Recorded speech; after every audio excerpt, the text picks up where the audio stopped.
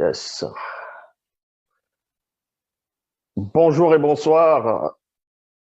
Non, bonjour et bonsoir en fonction de l'endroit où vous vous trouvez actuellement. Une fois de plus, nous allons pénétrer dans les sphères de la connaissance interdite. Ici, nous allons parler de la possession démoniaque. C'est quoi la possession démoniaque? Parce que beaucoup de personnes ont déjà dû voir le film qui était sorti à l'époque déjà sur l'exorcisme, où il y a des démons en fonction des films des exorcistes. Il y a des démons qui possèdent des personnes, qui possèdent même des chiens, qui possèdent selon, entre guillemets, quand on vous dit qu'il y a des maisons hantées, donc les maisons sont hantées, les animaux, les arbres, ainsi de suite. Mais ici, on va vous montrer, on va vous révéler la vérité du véritable sens de la possession démoniaque. Comment ça se produit? Et vous devez comprendre qu'il y a plusieurs phases pour atteindre la possession démoniaque. Ici, nous allons commencer par la première phase. La première phase va commencer par quoi? Pour cela, on va aller dans Démonologie, chapitre 1, à partir du verset 123. Dans le livre de la démonologie, on vous dévoile ici le secret même de la possession démoniaque dans différents plans, de différentes façons.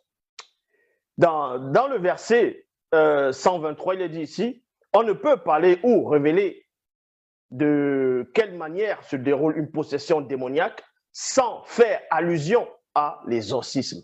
Sans faire allusion à l'exorcisme. C'est en cela où, dans l'introduction, j'ai parlé des films de l'exorciste, les films qui étaient sortis récemment, même dans les temps d'autrefois.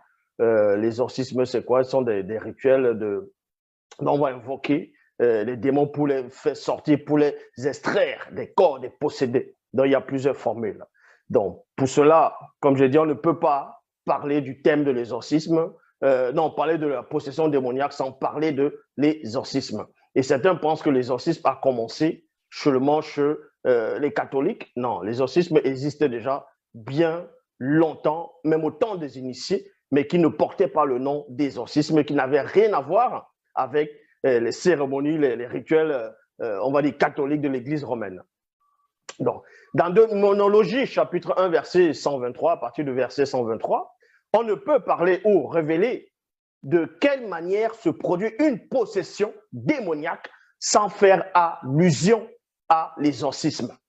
Car l'exorcisme est un rituel destiné à faire extirper